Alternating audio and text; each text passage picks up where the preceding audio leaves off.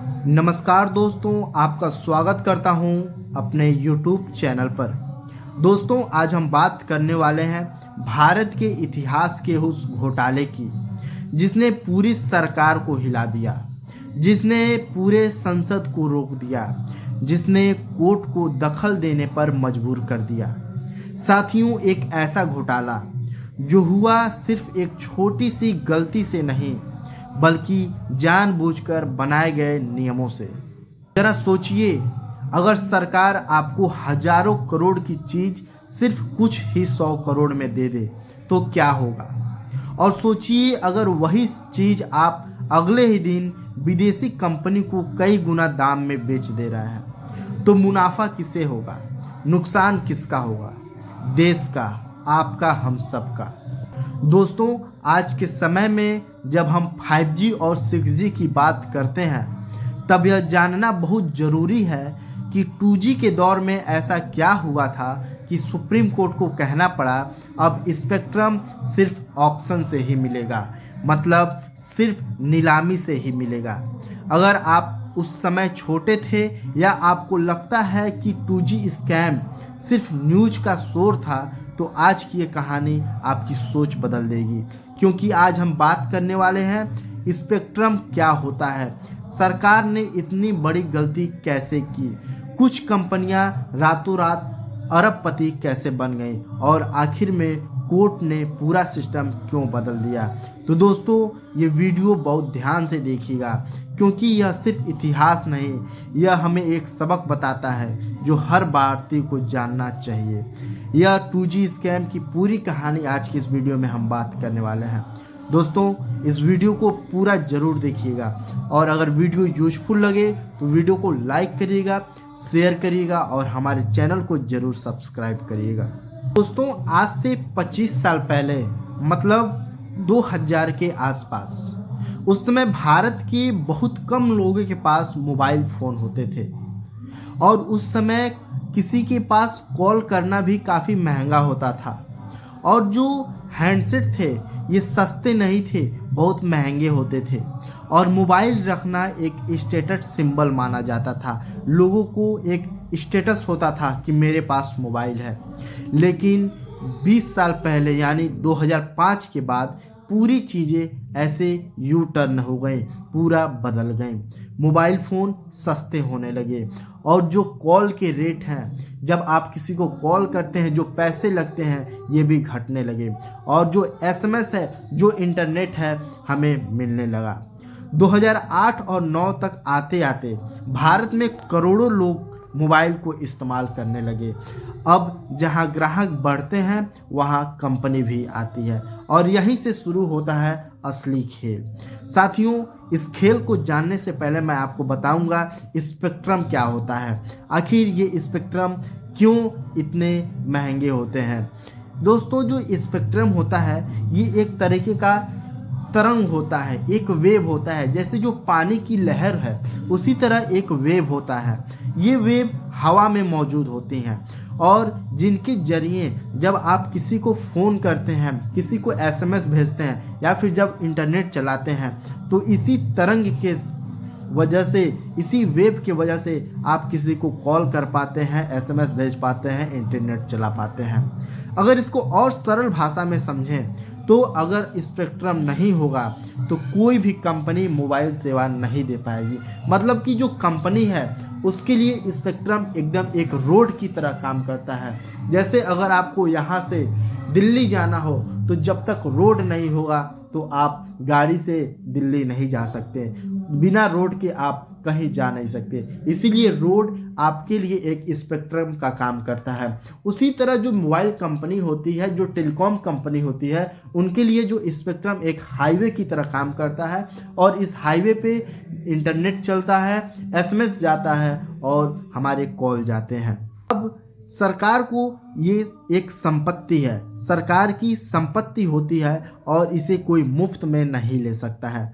ये सरकार को तय करना होता है कि किस कंपनी को कितने स्पेक्ट्रम पर और किस कीमत पर काम करने दिया जाए। अगर कंपनी को महंगा स्पेक्ट्रम दिया जाएगा, महंगे स्पेक्ट्रम की कीमत पर काम दिया जाएगा, तो जो कंपनी के रिचार्ज है रिचार्ज प्लान है, जो कंपनी के डाटा इंटरनेट स्पीड है, काफ़ी महंगे हो जाएंगे। दोस्तों यहीं से शुरू हुआ था 2G स्कैम। ये जो 2G स्कैम है क्या था? 2G स्कैम हुआ क्यों था? ये इसलिए हुआ था क्योंकि सरकार ने जो स्पेक्ट्रम की नीलामी है उस नीलामी को नहीं बेचा, बल्कि जो सबसे पहले आया उसी को दे दिया गया। मतलब कि फर्स्ट कम फर्स्ट सर्व, यानी कि जो पहले आएगा उससे पहले मिलेगा। इस आधार पर सरकार ने स्पेक्ट्रम को बेच दिया था। अब सरकार की सबसे बड़ी गलती यह थी कि स्पेक्ट्रम की कीमत 2001 वाली रखी गई थी, जबकि जब ये स्पेक्ट्रम दिया गया था तो उस समय जो साल था 2008 का साल था। दोस्तों जरा सोचिए कि 2001 में मोबाइल यूजर बहुत कम थे, लेकिन 2008 में मोबाइल के करोड़ों यूजर थे। लेकिन जो कीमत है स्पेक्ट्रम का वो 2001 की कीमत लगी, यानी बहुत कीमती चीज़ बहुत सस्ते में दी गई।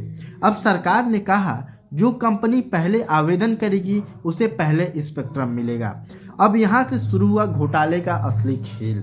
कुछ कंपनियों को पहले से जानकारी दे दी गई और सही समय पर आवेदन करने का मौका मिल गया, जबकि कई बड़ी कंपनियां पीछे रह गईं।